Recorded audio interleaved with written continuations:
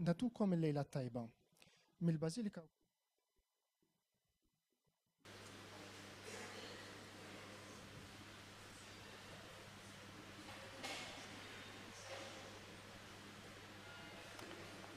Natukom il-lejla tajba. Mill-Bażilika u Kolleġjata tal-Viżitazzjoni fl-Arp Għawdex nilqgħukom għal xandira diretta fejn sejrin nwaslulkom il-velja ta' talb bitħejjija għall-ordinazzjoni djakonali tas-seminarista Matthew Bajjada.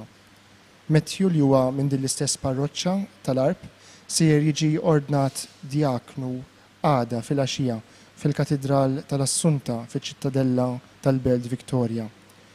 U din ix-xandira sejra titwassal ukoll fuq il-mezzi soċjali ta' djoċesi bħalma qed tixxandar din il-velja tal-lejla. Illi għalija nilqgħu lilkom kollha illi naqadtu magħna mid-djar tagħkom permezz tal-mezzi soċjali ta' djoċesi ta' Għawdex jew permezz ta' xi mezz ieħor ejjew nitolbu għal ħuna Matthew lejlet l-ordinazzjoni tiegħu. Iċ-ċelebrazzjoni tal-lejla qed issir proprju fil-parroċċa tiegħu u aktar tard bil-lejl se tkompli moment ta' talb f'adorazzjoni Ewkaristika quddiem Ġesu fil-kappella tas-seminarju fir-Rabat Għawdex. Għalhekk insegwu u nitolbu flimkien. Inġbarna lejla f'din id-dar ta' Alla sabiex nitolbu għal ħuna Matthew Bajjada li għada ser jiġi ordnat djaknu. Kien propju f'din il-Knisja li Matthew rċieva l-Magħmudija u issa jinsab iwieġeb iva lill-Alla sabiex bħal-ibn maħbub tiegħu jaqdi bl-imħabba lill-poplu tiegħu. Iċ-ċelebrazzjoni tal-lejla ser tkun imqasma f'żewġ partijiet prinċipali. Fl-ewwel parti ser nitolbu l-ħarsien tal-Verġni Marija, il-qaddejja tal-Mulej, li fi żjara tagħha lil Eliżabetta tallimna xi jfisser ikunu qaddejja tuħudna l-bnedmin.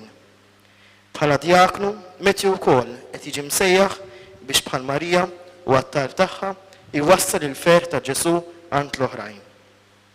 Fit-tieni parti mbagħad ser nilqgħu fostna l-Ġesu Ewkaristija li dak li ġie mhux biex ikun imoqdi, imma biex jaqdi tant li tan eżempju sabiex kif hu ħassar riġlejn id-dixxipli tiegħu hekk aħna naħslu saqajn xulxin.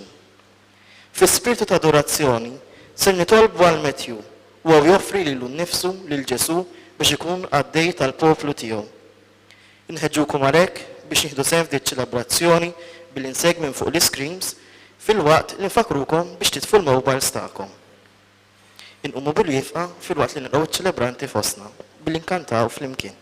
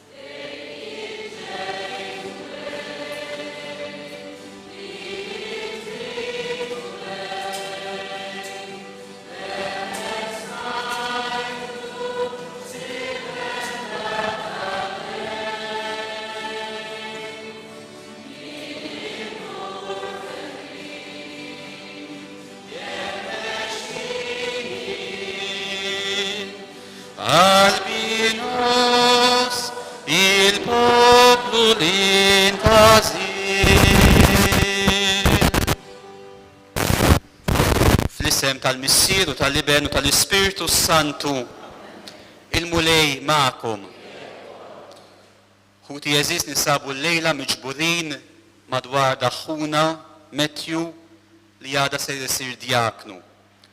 Bħala Ministru tal-Artal, Matthew se jkun imsejjaħ biex ixanda l-Evanġelju li għadu kemm ġab fostna hawnhekk fuq l-Artal, se jkun imsejjaħ iħejji dak li hu meħtieġ għas-sagrifiċċju tal-Qudiesa, se jkun imsejjaħ sabiex iqassam il-ġisem u d-dem tal-mulej, sabiex jgħallem it-tagħlim nisrani imexxi laqgħat ta' talb u skont il-ħtieġa jagħmmet jassisti żwieġ u jbierku, jagħmel il-vjatku lil moribondi u jmexxi l-liturġija tal-funerali. U se jkun jaqdi f'isem l-isqof il-Ministeru tal-Imħabba lill-aħwa fil-bżonn. Għalhekk qegħdin hawn il-lejla sabiex il-kol flimkien nitolbu l-għajnuna ta' Alla fuq dan ħutna sabiex fil-qadi ta' dmiru iġib ruħu b'tali mod li l-koll ikunu nistgħu naraw fih dixxiplu ta' Ġesu. Dak Ġesu li ġie mhux biex ikun moqdi imma biex jaqdi u jagħti ħajtu b'fidwa għall-kotra.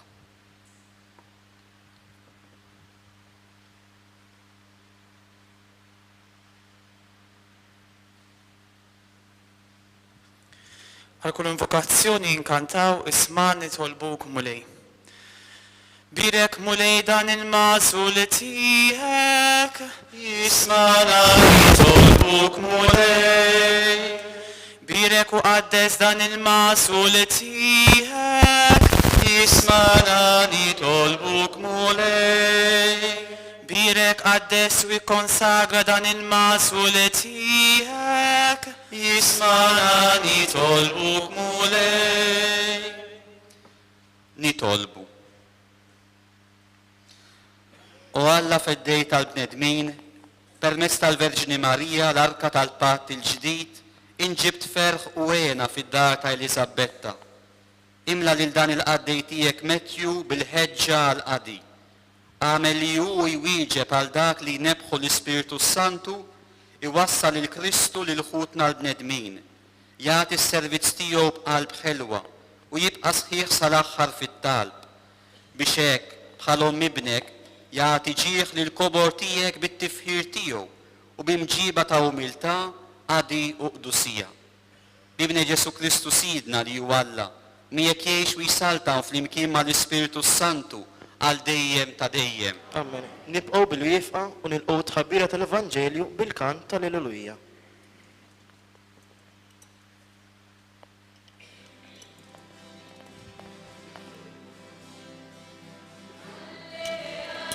Alleluia, alleluia, alleluia, alleluia, alleluia,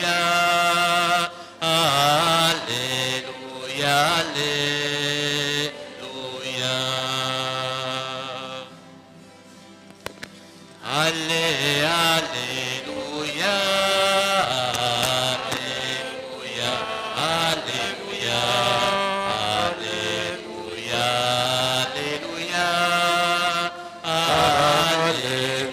alleluia.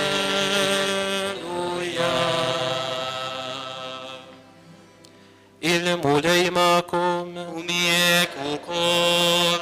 għarim il-Evanġeljum għaddes kon Luqa.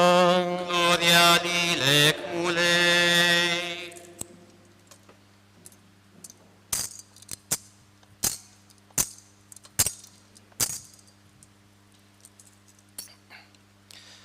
F'dawk il-ġranet, Marija qamet u marret ħaffef lejn l-oljiet f'belt tal-Ludija. Daħlet għand Zakkarija u selmet lill-Elisabetta. Malli Elisabetta semet il-Marija s-selmila, it-tarbija qabżet fiħdana. U Elisabetta mtliet bl-Ispirtu Santu u nfexxet fajta kbira u qalet: imbirka inti fost in-nisa u imbirek il-frott tal-ġuf tiegħek. U minn fejn ġini dan li jom sidi tiġi għandi, għaxara, malli smajt f'widnejja leħen it-tislima tiegħek, it-tarbija qabżet u tqanqlet bil-ferħ fiħdani. Iva, jien dik li jemnet li jseħħ kull ma ntqalilha minn naħa tal-mulej. Marija baqgħet ma' Elisabetta għal xi 3 xhur u mbagħad reġgħet lura lejn dara. Il-kelma tal-mulej Kif lilek Kristu. Noqogħdu bil-qiegħda. Fid-dawl ta' dak li smajna, induru lejn Omna Marija biex infaħruha u nitolbuha. Inwieġbu għat-talb permezz tal-kant tal-Ave Marija.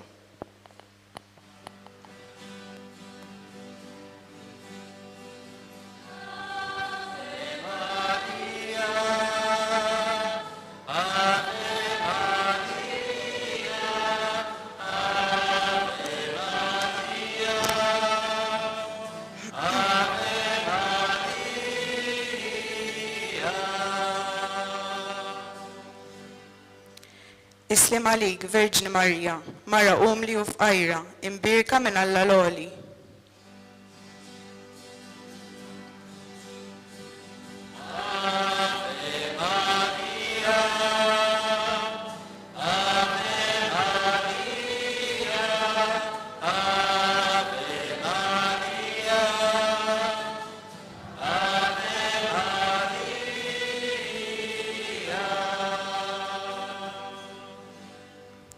Verġni tat-tama, profezija ta' żminijiet ġodda, sieħab mal-kantiku tat-tifħir tiegħek lilna tagħna u imxi magħna matul it-triq ta' ħajjitna.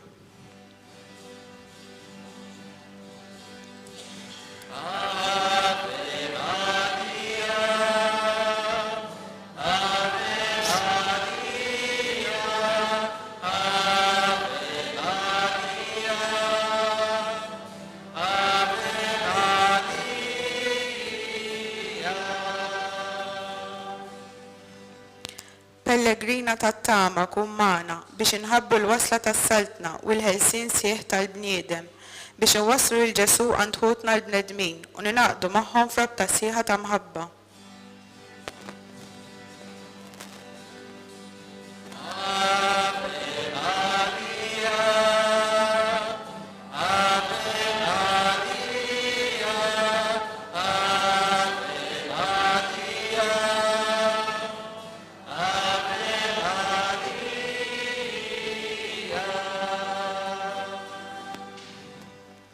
Għannejja tas-salvazzjoni kun magħna biex miegħek infaħru l-kobbar tal-ħniena ta' Alla u nagħmlu l-ferħ tal-ħajja l-ġdida u tas-salvazzjoni.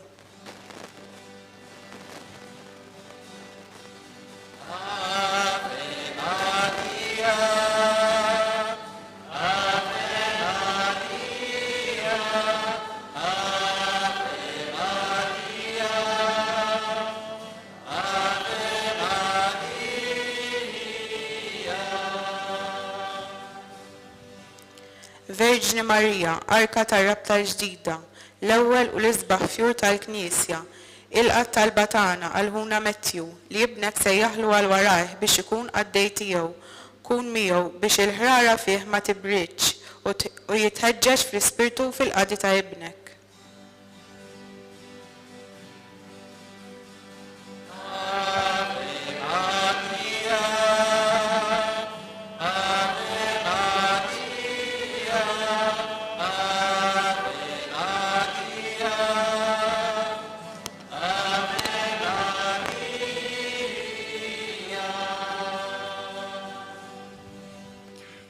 Mit-tagħlim tal-Papa Franġisku.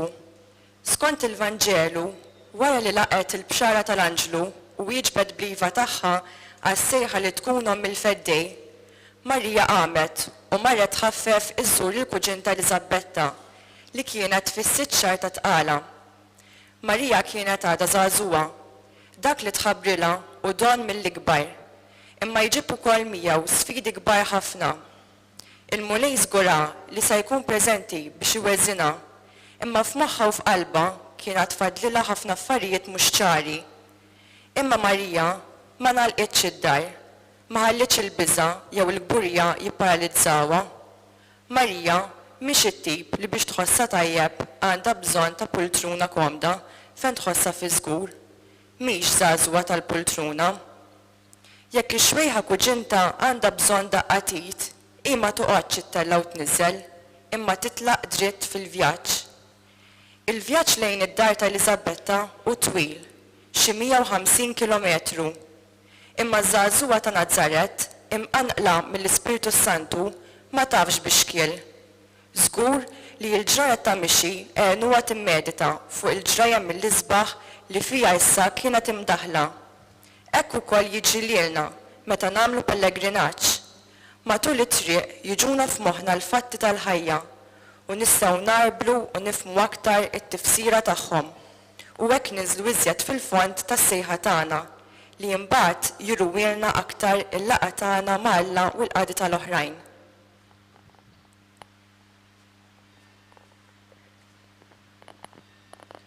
Inkomplu t-talb tagħna billi nisimgħu silta mill-littra tal-Apostlu mis-Sirna San Pawl lir-Rumani li teżortana għal dik l-imħabba fraterna li għandhom ikollhom il-qaddija tal-mulej. Il-Verġni Marija hija mudell u eżempju tal-Ministeru tal-Qadi fil-Knisja. Għalhekk nwieġbu flimkien nimxu warajk kull fejn toħodna, Verġni Marija. Nimxu warajk kull fejn toħodna, Verġni Marija. Isu li l-imħabba ta'kom ma tkunx wiċċ bieħor, taħmlux il-ħażen żommu mat-tajjeb, ħobbu lil xulxin bħala ħwa fitxu li tismaw lil xulxin. Nimxu warajk kull fejn toħodna, Verġni Marija. Tħallux il-ħrara ta'kom tibret, tħeġġu fl-ispirtu, aqdu l-mulej, ifirħu bit-tama, stabru fil-em, italbu bla waqfin. Aqsmu ġietkom mal-qaddisin li jinsabu fil-bżonn, ilqgħu f'darkom il-barranin. Nimxu warajk kull fejn toħodna, Verġni Marija. Birku lil dak li jippersegutawkom, birku u la tistħu lil ħadd. Ifirħu ma' min jifraħ, ibku ma' min jibki, aħsbu f'xulxin l-istess, taħsbux fi ħwejjeġ kbar imma fitxu l-lumli. Nimxu warajk kull fejn toħodna, Verġni Marija. Tamlu wix toqrif, troddu lil ħadd deni b'deni, ħajkun sibkom fil-li tamlu t-tajjeb u d-dim ibnedmin kollha. Nimxu warajk kull fejn toħodna, Verġni Marija. Inqumu bil-wifqa u nkantaw flimkien.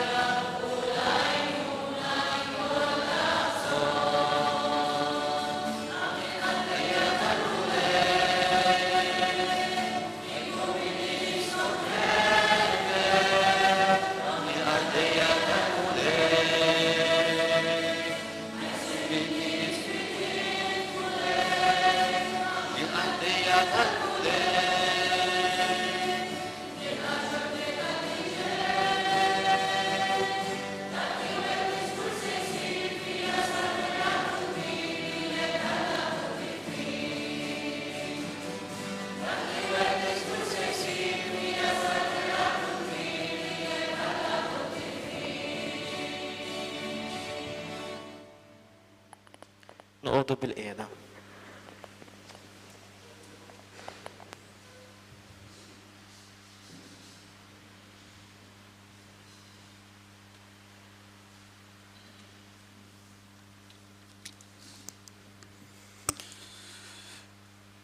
Jalla Matthew ma jkollux kwiet.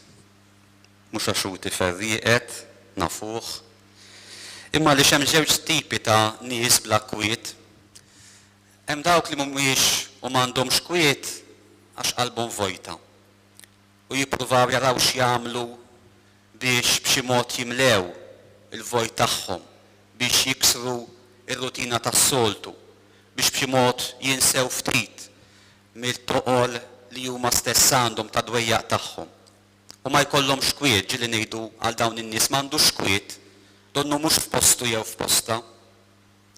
Biss imbagħad hemm ukoll dawk li m'għandhomx kwiet għaliex qalbhom tant mimlija li ma jistgħux joqogħdu bi kwietom idejhom fuq żaqhom u jibqgħu fejn huma. U aħna nawguraw lil ħuna Matthew li qatt ma jkollu kwiet għaliex huwa trabba għaddel ta' dik li qatt ma għandha kwiet. Il-Verġni Marija tqum u tħaffef l-għoljiet, mhux għax-xebed imma għaliex hija l-mimlija bil-grazzja. Mhux għaliex mdejqa imma għaliex mimlija bil-ferħ. Mhux għaliex f'qalba għandha vojt imma għaliex hija tassew u xekmonija bil-qawwa tal-Ispiritu Santu.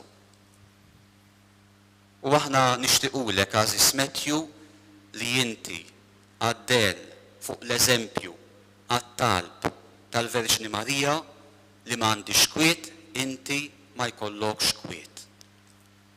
ma jkollokx kwiet biex tfittex dejjem tqum u taqdi. U aħna għalhekk qegħdin hawn illejla biex nitolbu lil Mulej jibgħat l-Ispirtu tiegħu fuqek u kif lil Marija ma ħallijiex bi kwieta lilek ukoll ma jħallikx bi kwietek. U jimlik b'dik il-ħeġġa li tmur tħaffef fejn jibgħatek il-Mulej. Kif smajna silta tal-Papa Franġisku meta jikkummenta il-viżitazzjoni, jiżjara tal-Verġni Marija li hawnhekk dil-komunità intom tqimu b'dan devozzjoni, il-Papa jgħid u xek, Marija mhijiex żagħżugħa tal-pultruna. Illum hija tentazzjoni din, toqgħod lura u ma tagħmel xejn, speċjalment xi drabi aktar kemm tara l-affarijiet qegħdin u xek jiggravaw, aktar tkollok aptit ma tagħmel xejn. Aktar kemm naraw għaġġ għall-Vanġelu, aktar xi drabi nirtiraw milli nxandru l-Vanġelu.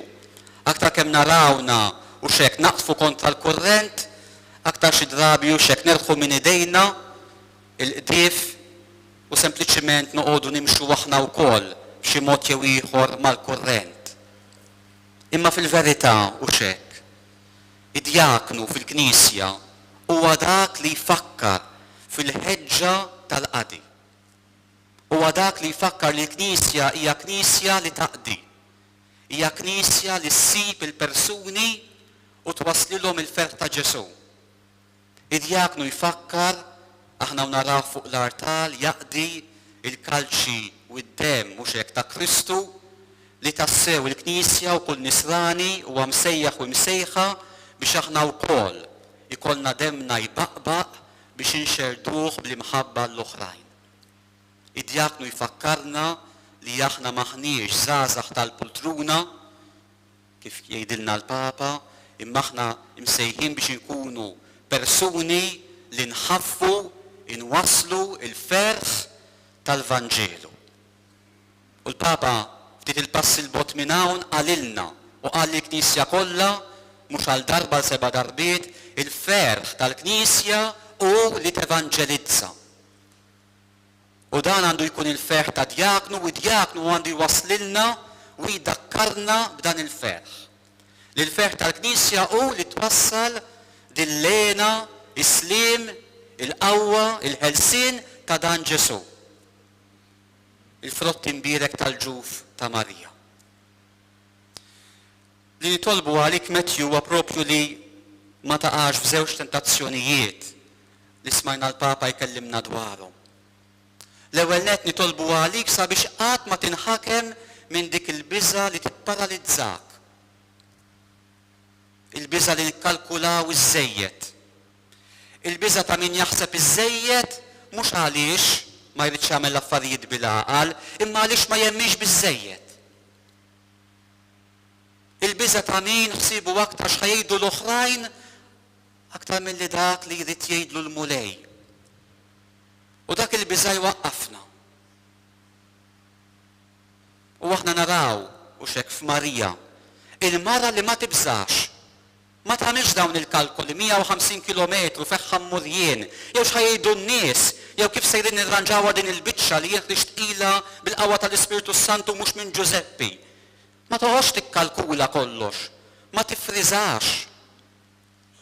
Imma tmur tħaffef l-għoljiet. U aħna nibqgħu nitolbu għalik biex inti ma tibżax, tmur fejn il-Mulej jibgħatek. Ma tibżax tiftaħ toroq ġodda li l-Mulej jindikalek. Id-djaknu huwa dak li jgħin lill-isqof u lis-saċerdoti fi 3 tipi ta' qadi. Il-qadi tal-kelma talla għalhekk parti mill-Ministeru tiegħu huwa li jxandrilna l-Vanġelu u jispjegalna l-Vanġelu fil-predikazzjoni. Il-qadi tal-altar minn għada flaxiju xek Matthew jkun Ministru tal-Knisja b'uffiċċju partikolari u ministeru x'jaqdi waqt il-qudiesa u anke fil-liturġija u naraw id-djaknu hekk dejjem marbut mal-Vanġelu, marbut mal-kalċi b'mod speċjali. Għaliex huwa dak il-qaddej tal-kelma, tal-artal, tas-sagrifiċċju u jgħin ukoll is-saċerdoti u l-isqof fil-qadi tal-imħabba, tal-aħwa. Għalhekk fuq quddiem-net ta' qalbu jkollu l-morda, il-foqra, il-familji, il-persuni fi bżonn. U dawn it-tliet huma maqudin flimkien. Tibżax għażis Matthew li tkun mhux biss djaknu tal-altar, imma tkun djaknu wkoll tal-foqra u l-batuti. U jalla l-kalkuli tagħna, ministri tal-Knisja, ikunu dejjem dawk tal-Vanġelu u mhux dawk misħuta ta' din l-art. U jalla aktar nisimgħu x'jistenna minni l-mulej illum milli x'jistennew minni forsi l-persuni. Għaliex il-mulejja fl-aħjar għalina u għall-poplu tiegħu. Imbagħad ukoll għażis Matthew nitolbu għalik biex il-mulej jeħilsek dejjem u jeħles anki lilna minn tentazzjoni oħra, dik tal-gburija. Dik tal-gburija. Għaliex din ukoll kapaċità mina, xi drabi u xekk aħna stess naħsbu li nitqarbnu bid-dritt. Nitgħamdu bid-dritt. Nirċievu sagramenti bid-dritt, ma jeżistix dritt, jeżisti biss don. Is-sagramenti kollha tat-Knisja huma rigal ta' Alla, frotti l-ħnina u l-grazzja tiegħu, għax ħa grazzja miegħi, full stop, m'hemmx aktar x'tifhem. Alla jaħfir li għax jieħu grazzja miegħi. Alla jsejjaħ li għal-ħajja ta' żwieġ u jagħtini l-qawwa għax jieħu grazzja miegħi. Alla sejjaħ li biex inkun parti mill-Knisja u tammil f'din il-Knisja għax ħa grazzja miegħi. U jekk Alla jsejjaħ żagħżugħ bħal Matthew li intom rajtuh jitrabba, jikber, jagħmel passi għaddim is-snin tas-seminarju fostkom u magħkom, dan kollu huwa mertu tal-grazzja li ħamiju Ġesu. U jalla dil ħaġa qatt ma ninsewha. Għaliex qalbna dejjem ħadd ifraħ jekk nafu x-xogħol li messitna. Mhux li tagħmilna aqwa mill-oħrajn, imma li ssejħilna biex aħna stess nitbaxxew biex naqdu lill-oħrajn. Imma xogħol li messitni li jien stess il-mulej għażilni biex naqdi. Li l-mulej jafdani b'affarijiet li jekk jiena nkun sinċir miegħi nnifsi naf li m'iniex kapaċi għalihom. Anki jekk għaddejt mill-għażamijiet kollha, anki jekk għamil dak kollu li qal ir-rettur u daw kollha li jenuni fil-mixja tiegħi, qatt ma jiena biżżejjed lest u lesta. Għall-ebda tip ta' sagrament, għax kollha huma rigal tiegħu. U għalhekk jalla l-mulej dejjem iżommok f'dan l-arfien ta' gratitudni kbira lejn id-don tiegħu. Iva, inti ħallejt il-mulej jaħdem fik u għalhekk tista' tifraħ u tilqa' dan id-don. Għada xħil isqof jistaqsi jekk jistħoqlux l-ordinazzjoni, dik il-mistoqsija mhix qiegħda fuq kemm hu kapaċi u bravu Matthew, imma qalbu miftuħa biex iħalli Alla jaħdem fih. U hekk ikun jistħoqlu l-ordinazzjoni. Dawn is-snin kollha, l-esperjenzi kollha dan jippruvaw jagħmlu. Iħejju qalb li tħalli l-mulej jonfoħu. U aktar kemm dik il-qalb titwessa, aktar il-mulej kapaċi jagħmel ġid fija u permezz tagħha. Aktar kemm il-mulej jisib qlub li lesti jagħmlulu l-wisa u jafdaw fih, aktar ħajkun hemm qlub ferħanin, aktar ħajkun hemm qlub imħeġġin, aktar ħajkun hemm qlub ġenerużi biex jaqdu u jsibu l-ferħ fli jaqdu, fli jingħataw. U għalhekk tott ukoll dik is-silta minn San Pawl li tagħtihu lir-Rumani li għażilt għad-djakunat tiegħek. Jalla qatt ma tħalli l-ħrara ta' ġewwa fik tibret. Għax dan bħal nar jew nagħlfuh u jitkebbes jew ma nagħtux kasu u xi darba jew oħra jintefa'. Jalla intu wkoll taraf aktar u xek, titħeġġeġ fl-ispirtu. U jalla taraf taqdi lill-mulej. Dan u li aħna tassewek il-lejla u anki matul dawn il-ġranet sejrin nitolbu għalik. Jalla ma jkollokx kwiet biex tħobb lill-Alla, biex tkun marbut ħaġa waħda miegħu, biex tisma' l-kelma tiegħu u twetta r-rieda tiegħu. Jalla ma jkollokx kwiet biex tħares lejn il-Verġni Marija, esperta tal-ħeġġa ta' min jixtieq jaqdi lill-mulej permezz tal-poplu tiegħu.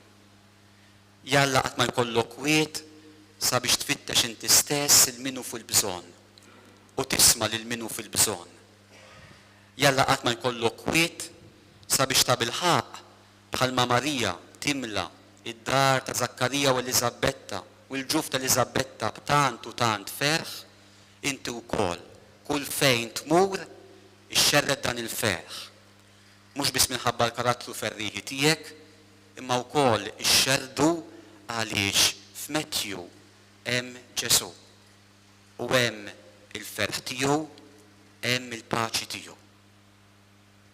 Nitolbu għalik biex tassew minn għada bl-għajnuna tal-mulej bil-grazzja tiegħu tkun tassew diaknu, ministru għaddej tal-Knisja ta' Kristu li m'għandekx kwiet biex tħobb, biex taqdi, biex tipriedka, biex twaslilna il-ferħ tal-Vanġelu. Ir-riflessjoni tar-rettur tas-seminarju ta' Għawdex, Don Richard Nazzareno Farrugia, f'din il-velja ta' talbit ħejja l-ordinazzjoni djakonali tas-seminarista Mettju Bajjada mill-parroċċa tal-Arb. Din il-velja li qed tinżamm propju f'din il-Knisja Bażilika u Kolleġjata li hija il-parroċċa illi minna ġej dan is-seminarista li għada se jiġi ordinat djaknu fil-katedral ta' Għawdex. Don Richard en l-ġema miġbura hawnhekk tirrifletti propju fuq is-servizz, il-ministeru tad djaknu fil-Knisja bħala għaddej. Sejħa illi ssir il-poplu kollu ta' Alla nkunu għaddejja ta' xulxin bħalma kienet Marija għal Eliżabetta, it-titular ta' din il-parroċċa li fit-3 ta' Lulju tiċċelebra wkoll il-festa tagħha.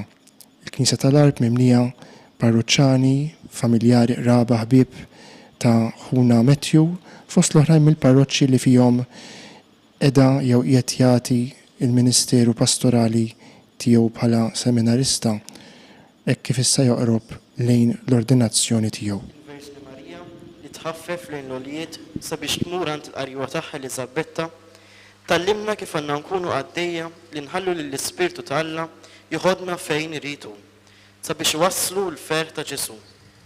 Għal dan qed jiġi msejjaħ Mettju. Għalhekk f'dan il-mument ejjew inqiegħdu lil dan ħuna taħt il-ħarsien ta' Marija. Inqumu bil-wieqfa.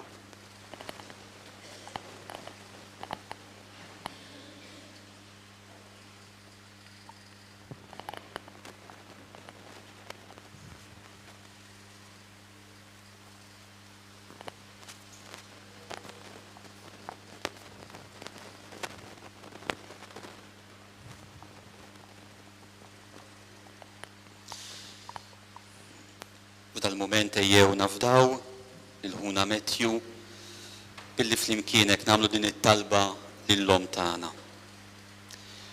Marija, Omm il-bnedmin kollha, ixħet il-ħarsa tiegħek mimlija ħlewwa fuq dan ibnek Mettju. Ejnu jos is-sejħa li ibnek għamillu meta sejjaħlu biex jimxi warajh u għażlu biex ikun ħabib tiegħu.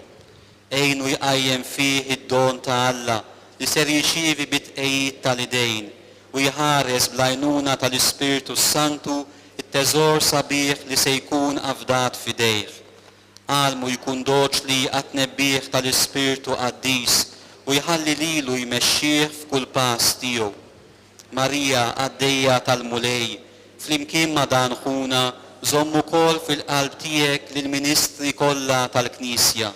Sawwar il-qalb tagħhom fuq il-qalb ta' Kristu ibnek, ir-raj it-tajjeb tagħna li taħajtu għan-naċ tiegħu. Għamel li f'isem ibnek jirgħu il-merħla fdata lilhom u jieħdu ħsieba mhux bil-fors imma bil-qalb kif irid Alla, mhux għal-qlieħ baxx imma bil-ħeġġa tal-imħabba, mhux bħalli kieku jaħdmu bil-qawwa fuq dawk fdati lilhom imma billi jkunu ta' eżempju għal-merħla. Marija Omm il-Knisja għatina dejjem għaddejja qaddisin li jwasslu blotja ta' ħajjithom il-Vanġelu tal-ferħ ta' ibnek Ġesu li jgħix u jsaltan għal dejjem ta' dejjem. Amen.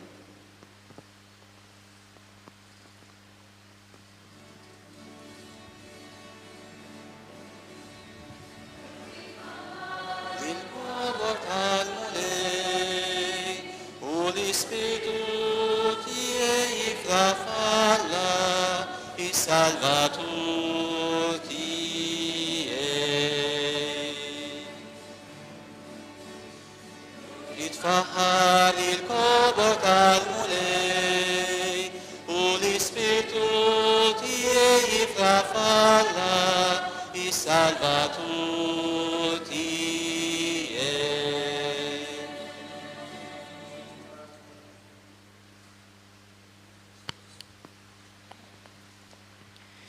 Id-diaknu irrid jisammar ħarstu fuq Ġesu biex jitallem l-ispirtu tal-qadi u tal-umiltà.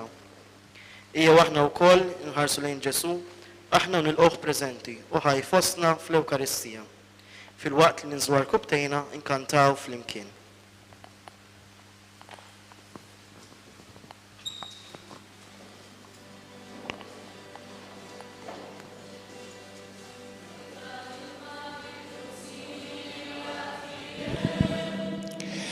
F'dan il-moment ta' din iċ-ċelebrazzjoni sejrin nilqgħu f'nofsna lil Ġesu Ewkaristija, dak illi bih kull qalb titaxxaq, dak illi huwa iċ-ċentru, il-qalba tal-missjoni tal-Knisja, u allura wkoll ta' Ħuna Mettju li għada jiġi ordnat diaknu.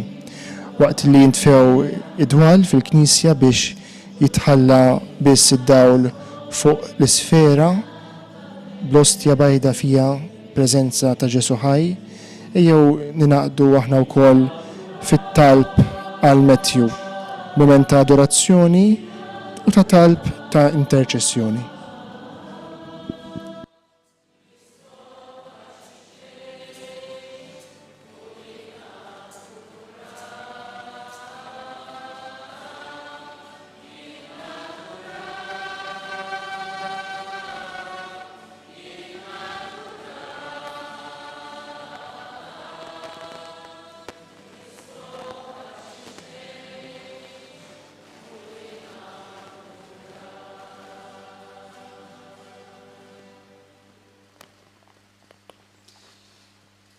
Mulej Ġesu infaħruk, inti li tinsab hawn fostna, ħaj preżenti fl-Ewkaristija.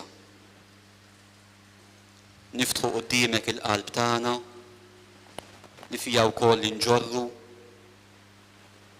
it-talba tagħna għal Ħuna Mettju u nitolbuk issawwab fuqna lkoll il-grazzja tiegħek. Irresqu lil mulej it-talb tat-tifħir tagħna.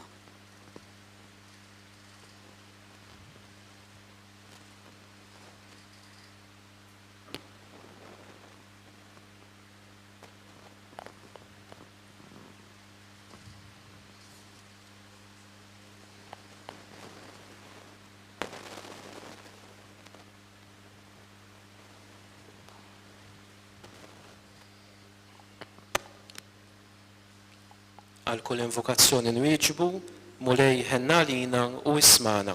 Mulej ħenna lina u ismana. Ġesu ħobs tal-ħajja, għamel li l-Knisja tiegħek tfittex f'kollox ir-rieda tal-missier. Mulej ħenna lina u ismana. Ġesu ħobs tal-ħajja, għati liż-żgħażagħ li jilmħu l-ġmiel tas-sejħa tiegħek ħajkunu għaddejja ta' saltnatek. Mulej ħenna lina u ismana. Ġesu ħobs tal-ħajja, għati l-ispirtu tiegħek lill-arajjes, lis-seminaristi u lin-novizzi biex ilisnulek liva tagħhom bil-qalb u bil-kuraġġ. Mulej ħenna lina u ismana. Ġesu ħobs tal-ħajja, seddaq fil-fedeltà lil Mettju u lil daw kollha li inti ssejjaħ biex jikkonsagrawlek ħajjithom. Mulej ħenna lina u ismana. Ġesu ħobs tal-ħajja, għamel li s-saċerdoti li jiċċelebraw l-Ewkaristija isiru jixbħuk fil-misteru tas-salib. Mulej ħenna lina u ismana. Sta nagħmlu ftit waqtiet ta' adorazzjoni fis-skiet.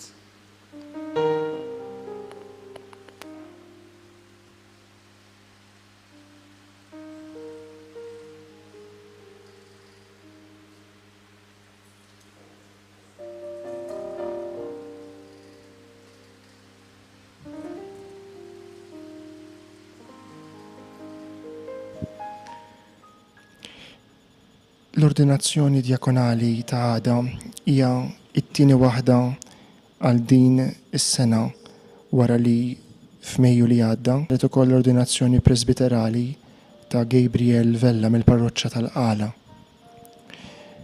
Kif hija drawwa sabiħa lejliet il-Knisja lokali tinġabar sabiex titlob.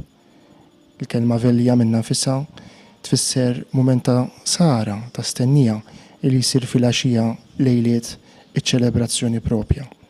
U kif semmejna aktar kmieni fil-fatt kważi dritt wara din il-velja fil-Knisja Parrokjali tal-Arb jibda lejl ta' adorazzjoni eukaristika b'talba għal Mettju fil-kappella tas-Seminarju Maġġuri tal-Qalb ta' Ġesu fil-Belt Victoria. Intom mistednin ukoll sabiex tingħaqdu magħna għada filgħodu fis-7 ta' filgħodu għal mument ta' tal-permezz tas-salmi illi se jsir f'dik il-kappella mill-komunità tas-seminaristi, komunità tas-Seminarju Maġġuri.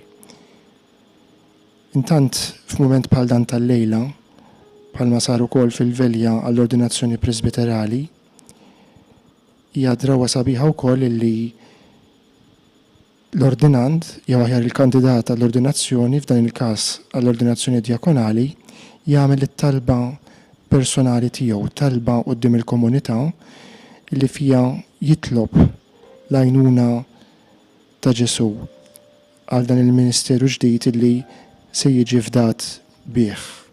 Hija dik il-kelma imtennija għal tandrabi hawn jien ġej. Ekku, is-sejħa ta' Ġesu li tkompli fi żmienna mhux biss lis-saċerdoti, djakni, imma wkoll lil kull wieħed u waħda minna sabiex kulħadd skont l-istat tiegħu nersqu aktar qrib lejn Ġesu, lajn illi tagħti il-ħajja. Ix-xahar ta' Ġunju, ix-xahar b'devozzjoni speċjali għal qalb imqazza ta' Ġesu, festa li niċċelebraw aktar tard matul dan ix-xahar ta' Ġunju. L-istess seminarju ta' għawdex id-dedikat propju lill-qalb ta' Ġesu, din il-qalb illi tilqa' fija lil kulħadd. It-tajbin u l-ħżiena, dawk li jfittxuha u dawk li jwarbuha. Imma f'dan il-mument impoġġula għal din il-qalb lil-ħuna Mettju.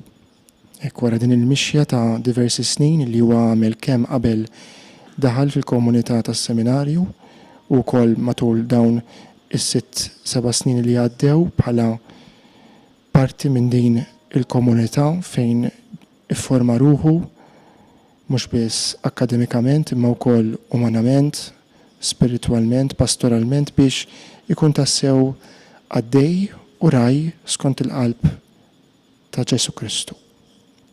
U issa sejrin nasistu għal dan il-moment ta' talb illi sejjer jagħmel Mettju quddiem Ġesu espost waqt illi nkomplu wkoll nitolbu għalih.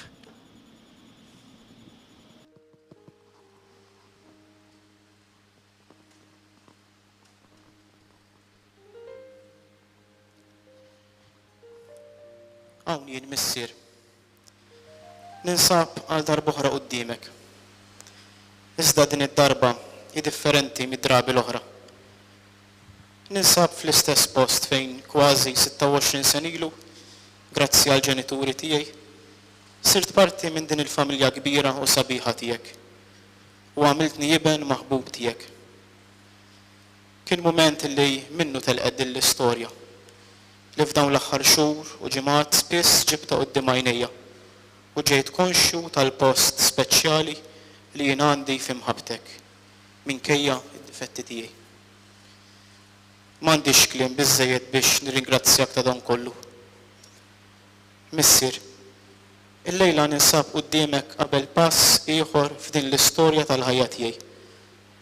Pass li qed inħoss xi ftit il-peace tiegħu. Iżda konvint li hu peace ħelu għax hu il-peace li qiegħed tafdali int.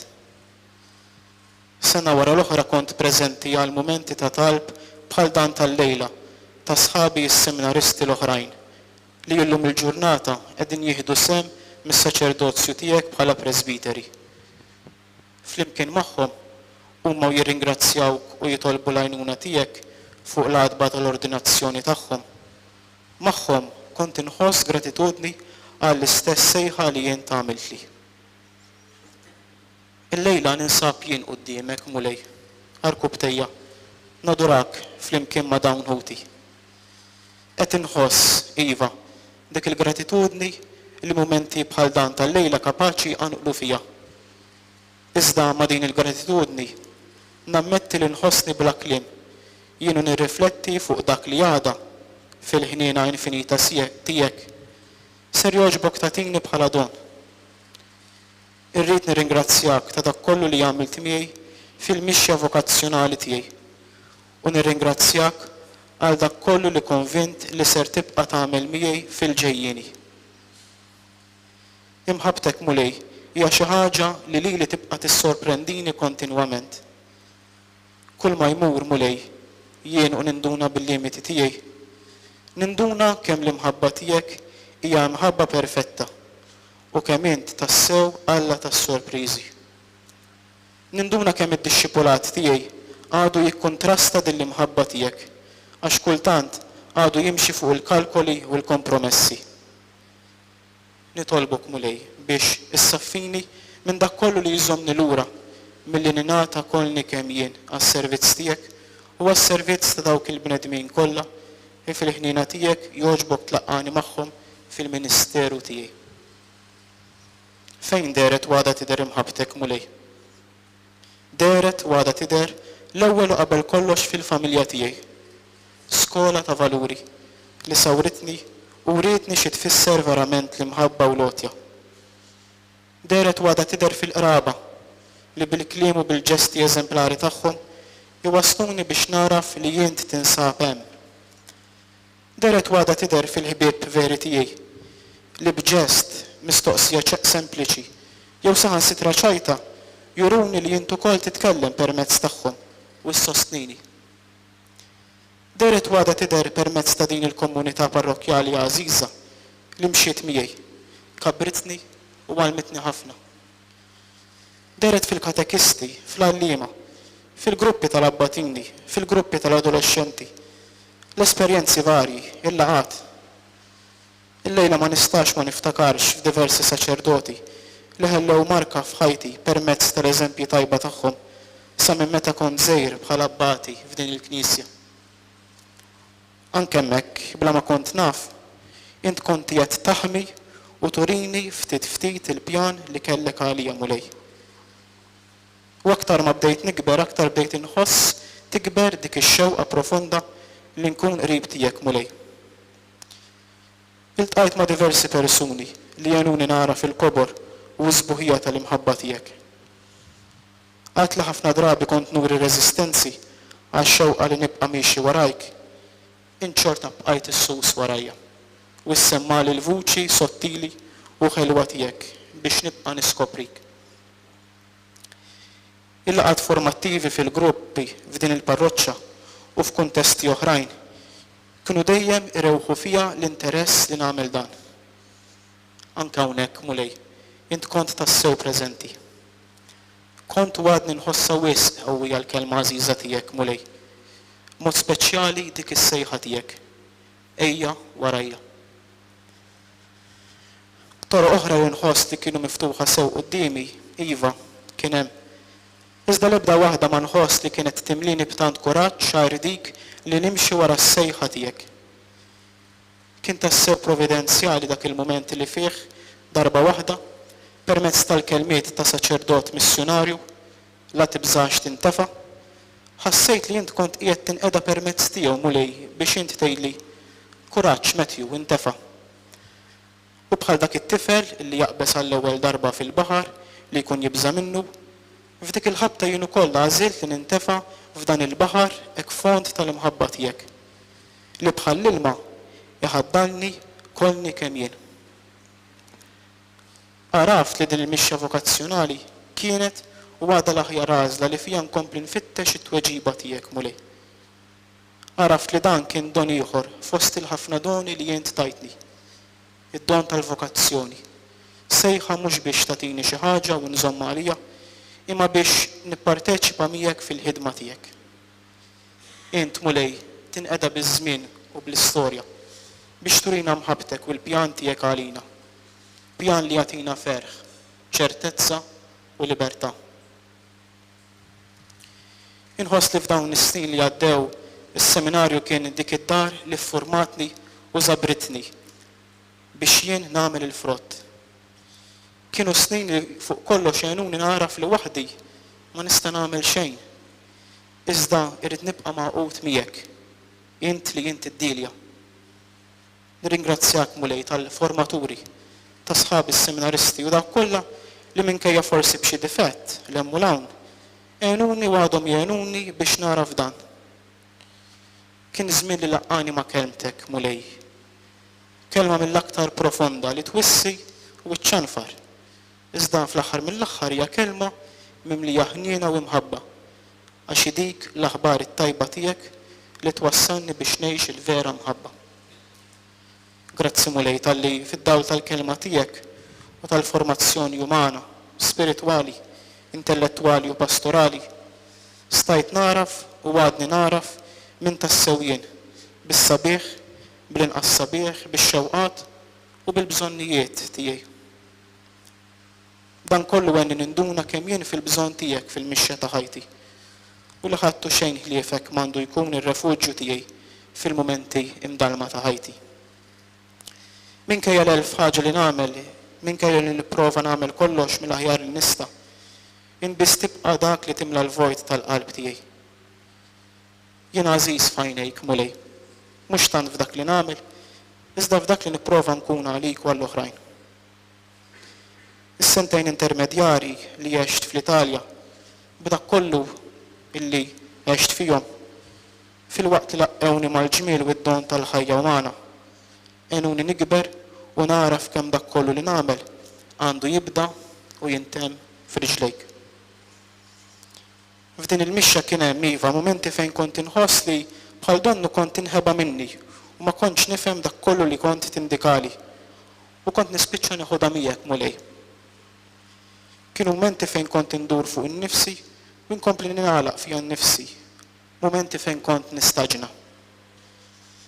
Nitolbok taħfirli ta' dan il-mod f'qajjar ta' difiża. Meta eventwalment kont ninduna li waħdi li ma nista' nasal imkien u kont nirrikorri lejk, kont inħoss li jint tassew dik il-qawwa li terfani mill-art, jien kif jien umiljat. Il-momenti ta' talb, skiet u riflessjoni fil-għaxija kienu u għadhom momenti li fihom tassew inħoss iż-żiffa ħelwa tal-preżenza tiegħek. L-aktar f'dawk il-momenti ta' dubji fl-istess mixja tiegħek. Nistqar li mhux darba u tnejn li ħassejt jekk din l-imħabba tiegħi kellix tkun maqsuma ma' persuna waħda f'kuntest familjari jew inkella b'aktar ġenerożità tkun imħabba bħal tiegħek mogħti għal kulħadd. Mhux darba u tnejn li ħassejt biża' u dubji jekk kienx kapaċi jew le għal din it-triq. Ġibt elf skuża. Iżda int mulej bqajt turini d-dawl tiegħek. Indunajt li f'mumenti bħal dawn rid biss nemmen u nafda. Illejla nitolbok il-grazzi li nafda aktar fl-oħrajn u aktar fik. Fuq kollox jienu nħares lura nduna dejjem aktar blit moħbija u ġeneruża tiegħek. Grazzi ta' din l-istorja. Mulej, irrid nagħtik li l-nifsi kif jien. Għatini l-għajnuna biex din l-għotja tiegħi lilek nibqa' nġeddida ta' kuljum u bħalek inħobb bla kompromessi. Kun miegħi biex li iva li ser ngħidlek għada tkun iva li ngħidlek tul ħajti kollha. Naf biċ-ċert li int ser tkun miegħi u dan jimlini bil-kuraġġ. Għamel li naqdik bil-ferħ kollu ta' qalbi. Imlini bil-ħeġġa fil-ministeru tiegħi u għamel li nwettaq dan b'qalb ħelwa u umli. Sawwab l-Ispirtu Qaddis tiegħek fuqi biex fil-qadi tal-kelma tal-altar u taħuti nilbes is-sentimenti tiegħek. Enni ma nibżax ninżel arku btejja, inneħħi l-mantar tal-jien tiegħi, nilbes il-fardal, inferraħ l-ilma ta' mħabtek u naħsel u naqdil il-poplu Qaddis tiegħek. Hemm fejn hemm il-faqar, id-batija, id-dlam u l-weġġat. Għatini l-grazzja li nikber fl-intimità tiegħi miegħek fil-mumenti eżis tat-talb, il-mutur ta' dak kollu li ngħid u dak kollu li nagħmel. Bi kliem Santu Wistin ngħidlek lilek biss inħobb mulej, warajk biss irid nimxi. Lilek biss irid infittex u lilek biss irid naqdi. Nitolbok mulej, ikkmandani dak li trid. Irid naqdik bil-ferħ kollu ta' qalbi. Għax mhux l-indiema imma li mħabba qiegħda ssejjaħ li lejk. Għamel mulej li nkun kapaċi nisma' dak li jien tixtieq minni. Inni ngħix dak li tikkmandani u kkmandani dak li trid. Għamel li nsibek għax qabel ma nsibek ma nistrieħx. U bħal San Franġisk Assisi nitolbok iddawwa l-dlamijiet ta' qalbi u ssawwa fija fidi vera, tama ċerta u mħabba perfetta. Għatini mulej li nħoss u naraf lilek biex inwettaq tassew rieda mqazza tiegħek. Fidejk nintelaq jien mulej. Ħu minni dak li trid biex ngħix dan il-ministeru skont kif tixtieq qalbek. Bħal Omna Marija, il-qaddejja u d-dixxiplu per eċċellenza, intennilek. Hawn jien il-qaddej tiegħek mulej. Ħajsir minni skont kelmtek. Amen.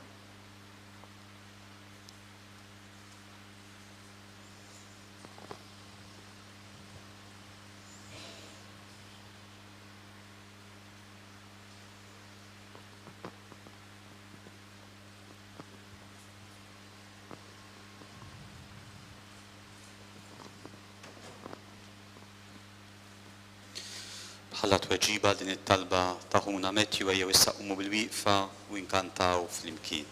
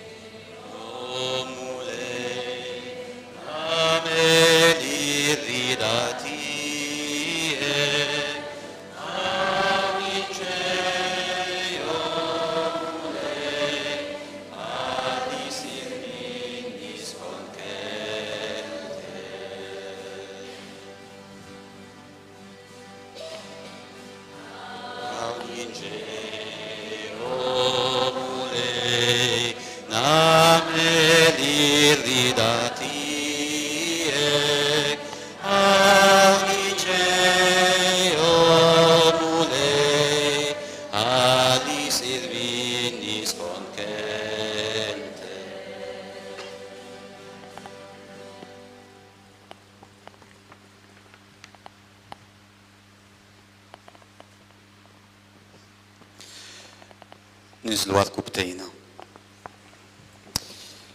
Mulej Ġesu, qabel nirċievu l-barka tiegħek, nitolbuk sabiex tilqa' l-offerta li qed jagħmel Matthew quddiem is-sejħa tiegħek.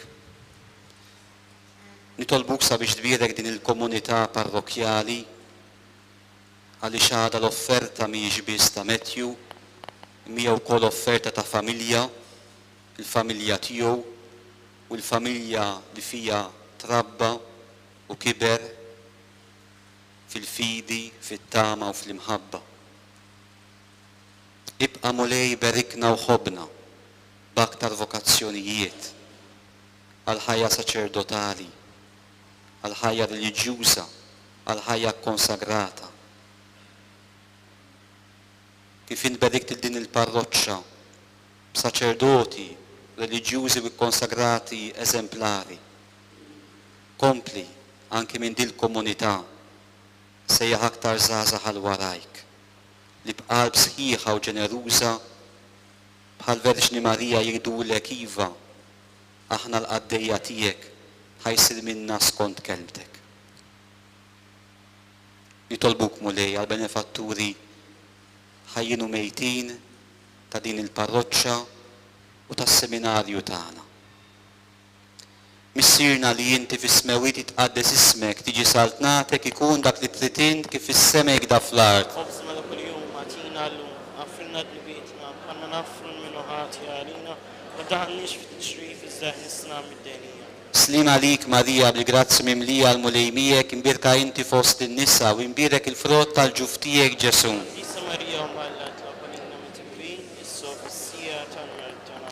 Gloria lil Missier u lill-Liben u lill-Ispirtu Santu. Kif il-bidu issa u dejjem jibqal dejjem ta' dejjem. Amen. Għatijom u mulej il-mistriħ ta' dejjem. Dak dejjem jiddililu. Jisliħu ma fis-slim. Amen.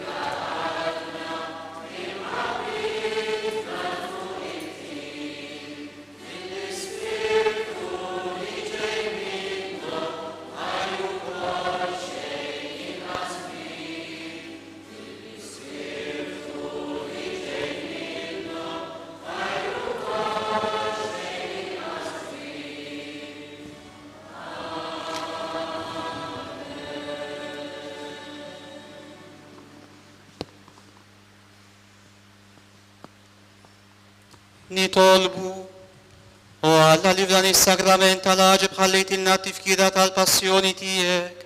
Għatina nitolbuk li nimu l-misteru tal-ġisem u d-dem tiegħek. Ek li nħossu fina bla edha dak li rebħitilna l-fidwa tiegħek. Inti li tgħix bis-saltan għal dejjem ta' dejjem.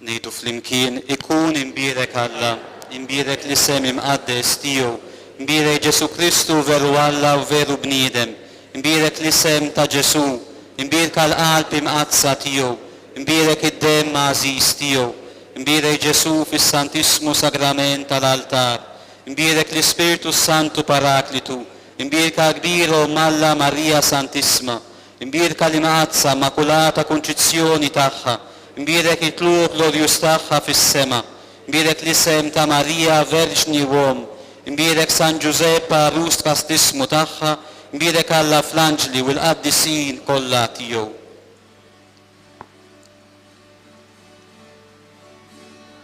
Tima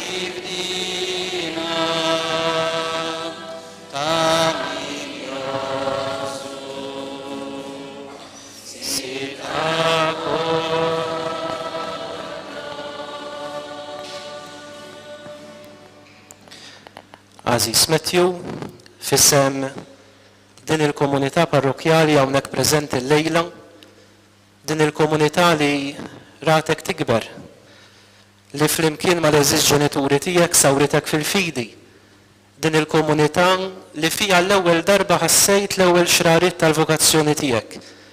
Fissem din il-komunità jien nawguralek minn qalbi. Nawguralek mhux biss għall-ġurnata ta' għada li sabiħa kemm sabiħa tgħaddi, imma nawguralek għal ħajja li ħad tidħol fiha għada, bitlajja u bl-insul tagħha. U bħalma din il-komunità parrokjali dejjem issapportjatek, dejjem sibta warajk, hekk ukoll se tibqa' warajk tul din l-għażla li jint għamilt.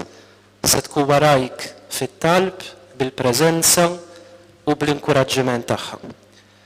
Hekk żgur li issa li dieħel għad-djakunat għandek mudell mill-isbaħ f'Marija li żżur l-Elisabetta kif smajna ħafna matul din il-velja. Marija li tmur taqdi bil-ferħ, bil-ħeffa, iġġor il-Ġesu, twassal il-Ġesu u taqdi billi toqgħod ma' Elisabetta. Tgħaddi żmien magħha, toqgħod magħha. U dan huwa l-mod kif il-bniedem tal-lum għandu bżonn li jkun moqdi. Ikun moqdi bil-ħeffa mill-qalb. Ikun moqdi billi inwaslulu l-Ġesu. U ikun moqdi billi noqogħdu miegħu, ngħaddu l-ħin miegħu. Hekk jalla Marija fi żjara tagħha lill-Elisabetta tkun għalik ta' mudell kif tgħix id-djakunat tiegħek, kif tgħix is-saċerdozju tiegħek. Nixtieq ngħid kelma l-żgħar li hawn preżenti llejla, l-abbatini tagħna, it-tfal, l-adolescenti, anke hawn żgħażagħ. Matthew kien bħalkom. Matthew kien jiġi hawnhekk ta' kuljum, iservi l-artal, b'qalb ġeneruża jgħin fejn ikun hemm bżonn, jgħin fil-festa, jgħin f'kollox. U Matthew hawnhekk minn din l-esperjenza li jagħmel hawnhekk ħass is-sejħa biex isir saċerdot. Hekk il-kelma li ngħid lilkom illejla bħalma hu Matthew llum tistgħu tkunu intom. Il-mulej jista' illum qed isejjaħ il xi ħadd minnkom biex meta tikbru issiru bħal Matthew. Tgħidulu x'len lil Ġesu, tgħidulu x'len. Din l-esperjenza li qed tagħmlu llum ta' servizz ta' għajnuna fil-Knisja tgħinkom tista' tkun stepping stone biex il-mulej isejħilkom. Hekk fl-aħħar nett nirringrazzjakom li ġejtu u inħeġġiġkom sabiex għada issa kif ġejna biħġarna llum biex nakkumpanjaw lil Matthew fit-talb, inħeġġiġkom ħafna biex għada issa nkunu miegħu fil-mument tal-ordinazzjoni, fil-mument fejn Matthew bħal Marija ħajjejt l-iva tiegħu. Hekk awguri mill-qalb u l-mulej ikun miegħek.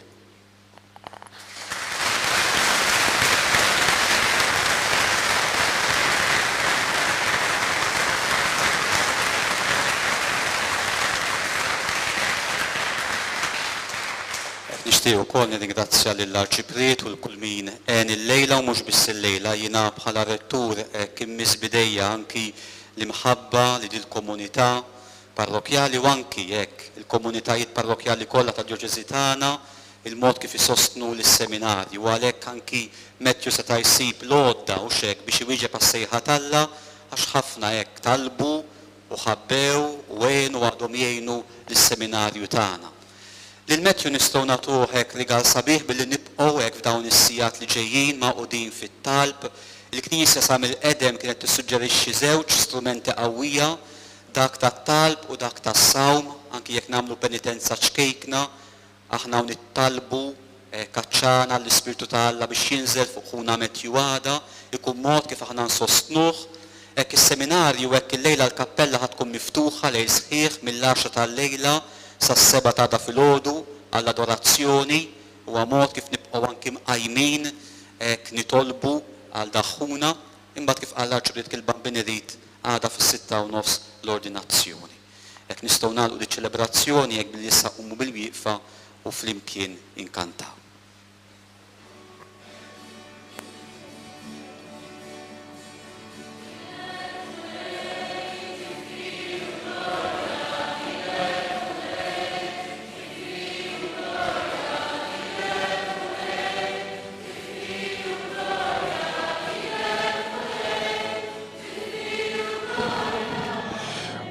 U b'dak il-kant tal-eluq mill-grupp tal-kitarri tal-parroċċa tal-Arb naslu wkoll fit-tmiem din iċ-ċelebrazzjoni tal-lejla tal-velja ta' talb b'tema anki Marjana bitħejja għall-ordinazzjoni diakonali ta' seminarista Matthew Bajjada mill-parroċċa tal-Arb illi sejra ssir għada fil-katedral tal-Assunta, il-katedral ta' Għawdex, fis-6:30 ta' filgħaxija, ċelebrazzjoni li tixxandar ukoll fuq dawn il-mezzi soċjali. Imma kif stedinna ir-rettur tas-seminarju Fader Richard Farrugia, nistgħu nkomplu anki saħada nitolbu għal ħuna Matthew permezz ta' momenti ta' adorazzjoni li sejrin isiru fil-kappella tas-seminarju, jibdew mill-10 tal-lejla u jibqgħu sejrin sas-7 ta' filgħodu ta' għada, fejn nerġgħu ninaqdu magħkom ukoll permezz ta' dawn il-mezzi soċjali u nwaslulkom it-talb tal-uffiċċju tal-qari u tat-tifħir ta' sbieħ il-jum propju mill-kappella tas-seminarju li seguna u kunu magħna permezz tat-talb anki matul dawn il-ħinijiet. Mil-bija ħna ma tfaddilna xejn li f'nirringrazzjawkom illi kontu magħna, natukom dal-appuntament kemm għal għada filgħodu fis-7 u mbagħad għall-ordinazzjoni stess fis-6:30 ta' filgħaxija sakemm niltaqgħu dak il-ħin insellmulkom.